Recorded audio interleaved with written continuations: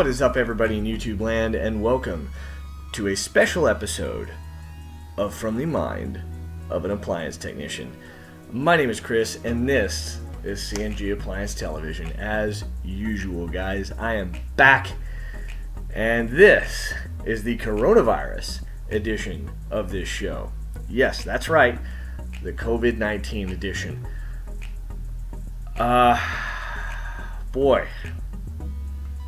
Boy, oh boy. Okay, it is March 25th, 2020, and it is about 9:30 in the evening. I just got done with tech support, closed out all my questions, got everything done for the night, and here I am.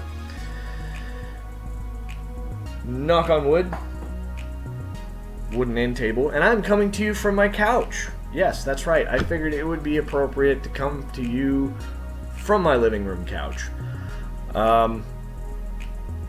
because that's where most of us are nowadays. But guess what? I don't want to say I'm a big deal, but I'm considered essential. I seriously have a note from the Whirlpool Corporation in my car and in my work truck. Okay, because I don't take my work truck home, if any of y'all know. I drive my personal car to and from work because it's only about 20 minutes to work, right down a highway. It doesn't really kill me to drive there with gas and everything like that, so I have always driven my personal car and taken the work truck from there, or from the shop. So that's what I do. So I have 2 copies of the same note, signed by somebody at the Whirlpool Corporation. I don't remember who it is, but it says if I am stopped by police or anybody that I am an essential employee. And it's kind of crazy that we have to prove those kinds of things these days, but we do. Because my state of Oklahoma is not in full lockdown right now. We're kind of, we've shut most businesses down that aren't essential, but it is more, the police aren't actively enforcing it. National Guard's not out on the streets yet, but I kind of wonder if we might get there. I think in my county we've got like 3 cases. I haven't checked the info as of yet. I expect those test results to go up. But we're still kind of in the don't test, don't tell phase, and I hear rumors of all kinds of people getting sent home, saying, oh, you just have an upper respiratory infection, that type of thing. So, yeah, it's pretty scary out there, because you don't ever really know who has this coronavirus thing. So, I'm going to give you the advice that a healthcare professional gave me in dealing with this beer bug, let's just say. Now, when you go out there and you're going into people's houses, at least on my end of things, guys, it can get a little nerve-wracking for me because you don't ever know who's got it. My wife and my son both have breathing problems. I don't so much, but I worry about bringing the bug home to them. That's my number one priority. I don't care about money, and you shouldn't either, okay? You should care about your own health, because if you can't stay healthy, you can't be out there making money, okay? So I sanitize my hands. I've got some masks coming. Those will be in here probably within the next day or so. And I am going to treat myself. The best advice is treat yourself as if you yourself are infected. Okay? So wash hands for 20 seconds. Okay? So when I go into a customer's house, I'll always ask, hey, especially like I'll sanitize my hands before I go into the house with sanitizer. And as I'm working, I don't touch anything. I don't try to, I don't touch my face or anything like that. Don't touch my mouth or my beard or anything. And then I will politely ask the customer if I can use their sink. and wash my hands and whatever soap they have, and you want to wash your hands for 20 seconds and actually sing happy birthday to yourself while you're washing your hands. That's exactly 20 seconds, guys. So sing the song happy birthday to yourself. That will take 20 seconds. You kind of do that in your head, wash your hands, wash in back in these little creases back here. Make sure you get in the web of your thumb and everything like that. Backs of your hands, everything. I mean, wash like you're going into an operation, guys. Wash like you are a surgeon, okay? And you're scrubbing in. Because that's the best thing. It actually strips the proteins that cling to things off of the virus, from what I understand. So once I've done that, then I go to my truck. I'll dry my hands off with paper towels, go to my truck, sanitize again, and then roll on to my next call. And then a couple of times a day I have Lysol wipes that I wipe my steering wheel down with. My phone, that's the other thing, because guys, you put your phone on your face a lot, so you want to make sure that you wipe your phone down as well. And just with some any kind of, like, I have Lysol wipes and I use those. That's not coronavirus, by the way. That is just the leftovers from the flu, which is why I actually haven't been on, guys. I got sick with the flu. Actually, my wife did, then I did. Fortunately, my kid missed it. My son missed it.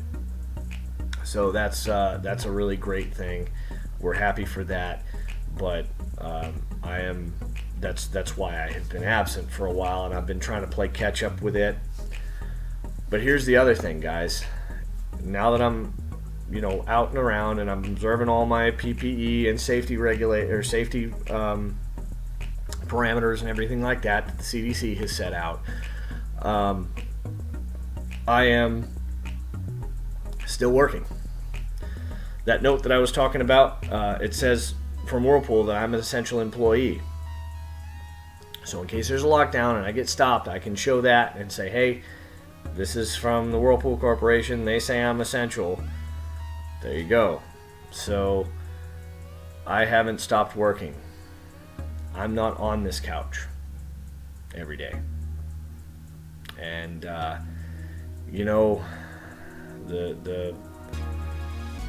I'm beyond thankful for that. And this trade has gotten me out of a bunch of jams before, and it's going to get me out of this jam too. And it's not really a jam because I haven't really quit working.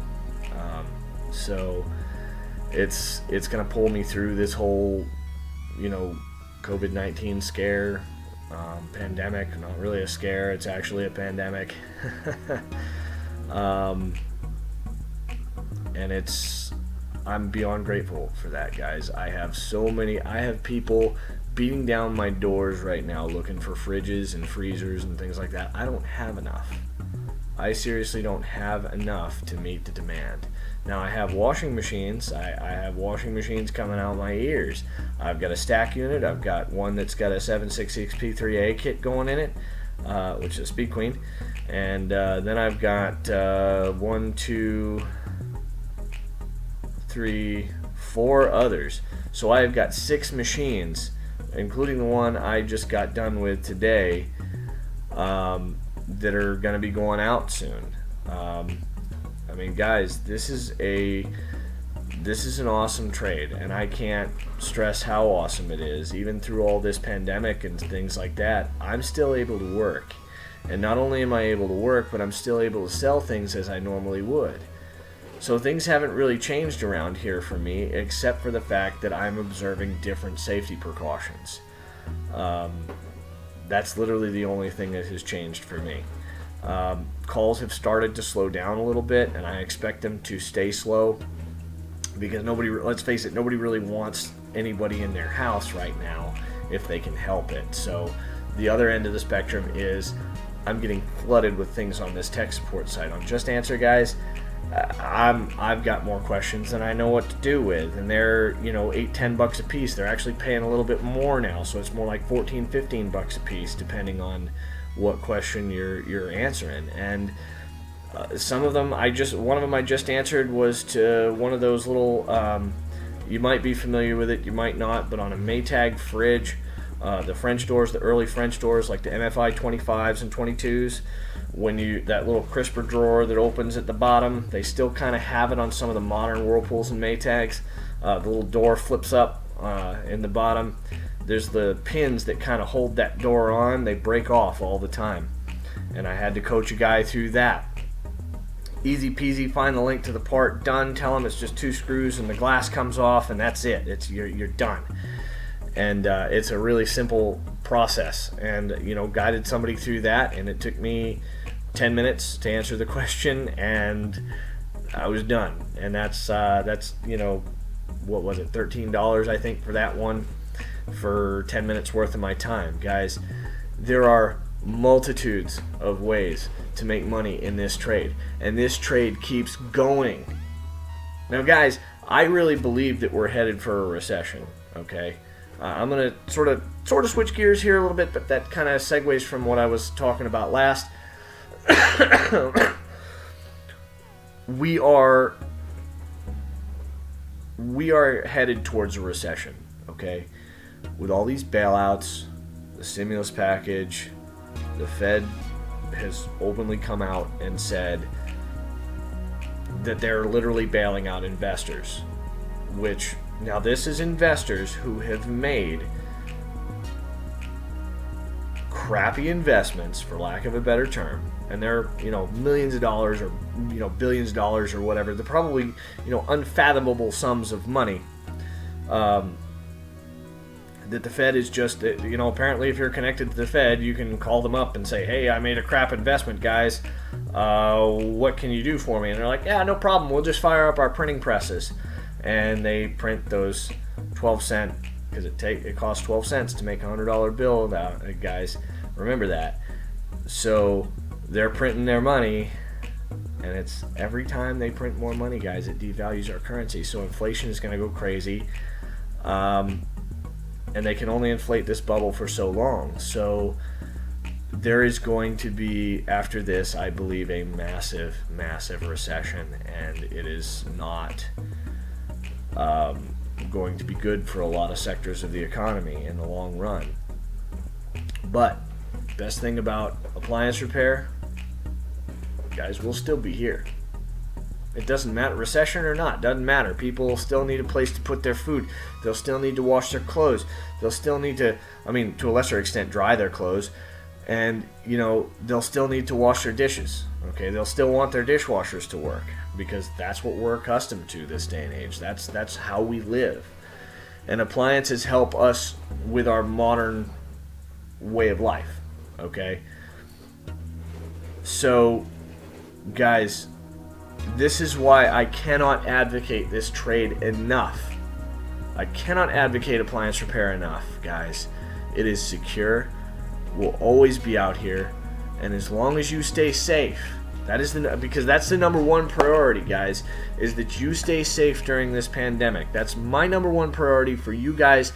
That's why I'm trying to put these tips out there for all this stuff. I want you guys to be safe before anything. I want you guys to make money, and I want you guys to kill it out there with this appliance repair stuff. But